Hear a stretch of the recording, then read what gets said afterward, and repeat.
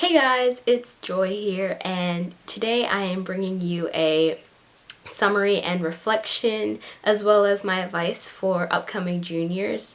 Next year I'm going to be a senior, so I have fully experienced junior year, and this is just going to be one of many school advice videos because obviously senior year I'll be applying to colleges, which will be really big, and I just want to bring you guys along the way as well as share some of my tips for you guys. So to begin with, basically what this video is going to go through is just, I have my list.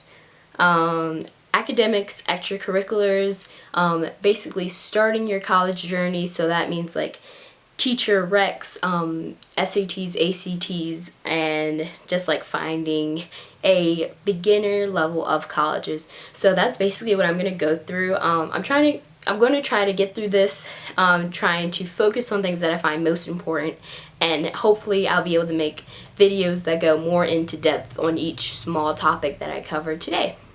So please leave questions in the comments. I will definitely answer them. Make sure you're following me on Instagram and Twitter at Mr.100 to stay updated on my life and like how college process is going and all of that good stuff. So to begin with, junior year. Oh my gosh, I am so glad that I'm done because that is basically the last major year of high school as far as what colleges will see.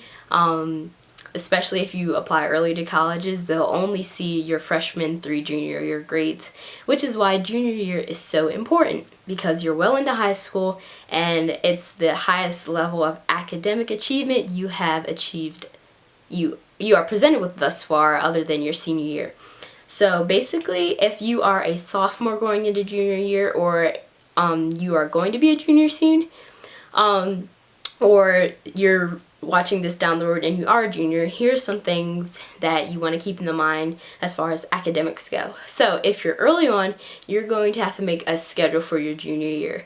I kind of went into this blind. I had help, but I never really understood the whole college science until now, and I'm towards the end of my junior year. So all of this advice is things that I wish I would have known or that I'm glad I did.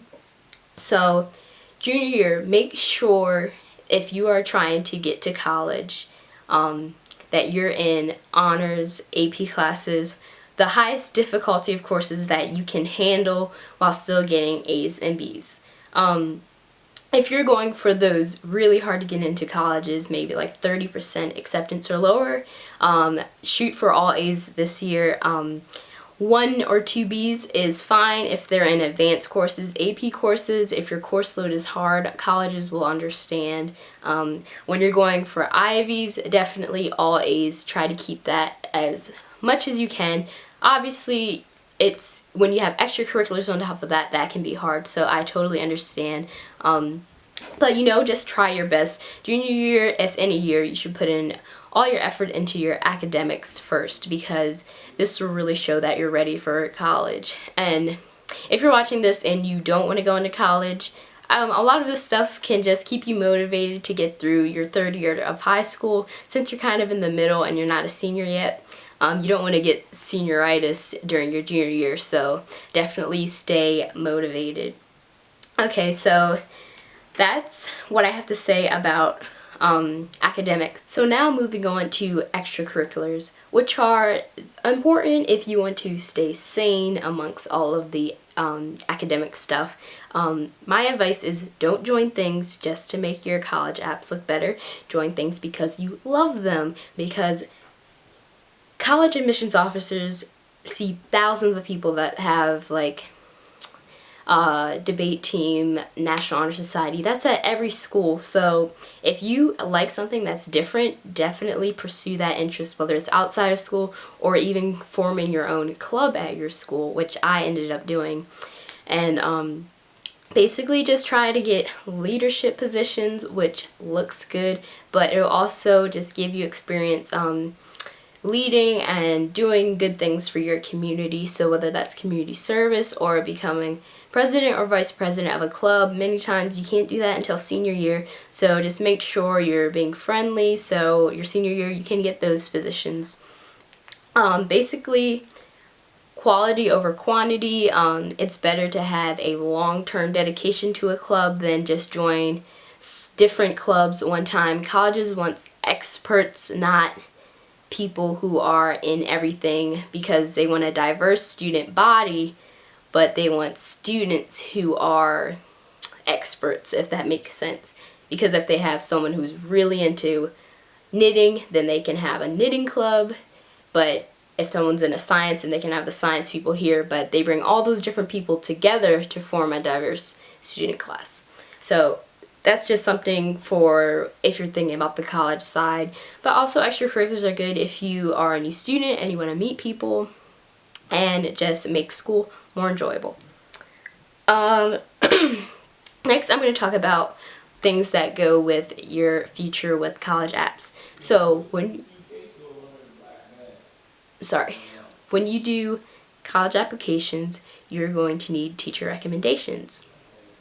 So that means this year you want to be a nice little school person and basically pick one or two teachers that you are going to think about asking for recommendations. So that means in their class, don't go to sleep, don't act up, but it should be easy not to do those things if you're choosing a teacher that you like and that knows you. So just keep that in mind. I'll definitely do a whole nother video on like how to ask and like what to give them and all of that. I'll definitely do that. So that's basically things to be aware of. Just think about, oh, could this teacher be a possible rec person? Another thing is you're going to be taking college entrance exams like the PSAT, SAT, ACT, and SAT 2s. Definitely in the fall, take PSAT if you did or did not your sophomore year. It's just good practice and it's way cheaper than the regular SAT. My preference among the SAT and the ACT is the ACT. So definitely take both, because even if your school is like, oh no, this is the right test, you don't know, and everyone learns differently. Like my ACT equivalency of my SAT was like 300 points higher, so definitely take it. Like my college list has changed because of my SAT score. Not changed, but I can get into a lot more competitive schools if everything was based on test scores, which they aren't. So if you don't do as well as you want, don't worry about it. Just make sure your GPA and your extracurriculars are great and you'll be fine. So those are the tests that you'll be taking. I'll definitely make a whole video on how to prepare, what to look for, and all of that. You'll also be taking AP exams in the spring if you're taking AP classes, but your teachers should prepare you for that as well. So that's something you don't have to worry about. Okay, so the last thing I want to talk about is when and how do you start looking for colleges, because there are thousands out there. Basically, I would say once you take the PSAT and SAT, you will get hundreds of college brochures. At first, you're going to want to keep them all, but then after you start looking through them, you're going to realize what you want in a school. It just kind of comes, at first, you're going to be like, I have no idea what I want, but once you start reading and maybe like go on a couple websites, you'll start to get a feel of like what you kind of like. As of now, my college list has like big, small, private, public, all types of schools on it, just because I'm still not sure. I'm going on college tours next week, and I will vlog every school I go to, because I'm going to about 5 schools, and I know that that information can be helpful for anyone who cannot travel to go to colleges. So I will try to include as much information as possible. We'll see when those videos get up. I may upload them like raw cut, or I may do a talking thing, intro-ish thing about each school so we can go into detail. Yeah, so another good resource is the College Board website. It's bigfuture.collegeboard.org or com. Just search Big Future on Google and use the college search tool. It asks you what you want, your majors, blah blah blah, and you can just start going through schools like crazy. You can save them to your account, and that's the same account you'll use to find your SAT scores, so you're gonna have to make an account sometime, so use it definitely. If your school has Naviance, that's also a good resource, but it's kind of better if you know the schools you're looking at, but definitely take a look at that. Guidance counselor, oh, I forgot to talk about this with teacher relationships. Guidance counselor will be your best resource because they know the students in your school, the curriculum, and what you need to do. So I say stop in like once a marking period. The third and fourth marking periods, you should be you shouldn't, like, you don't have to go in there, but make sure you know your guidance counselor because they're gonna have to write a recommendation for you. But me personally, I just had questions all the time, so I would schedule an appointment like once every 3 weeks during the third and fourth marking period, just because I had questions, not because like I thought I had to go in there. I've known my guidance counselor for a while, so it wasn't like I had to build a relationship. I just had questions that I knew he was the best place to get them answered, because sometimes Google is not the best place to be searching for things when you have a person right there. Last thing, a website that's really good if you have any questions, it's like the Yahoo Answers / Google for college. It's called College Confidential, and it's a forum website. You can ask questions, see people's questions, and it's great.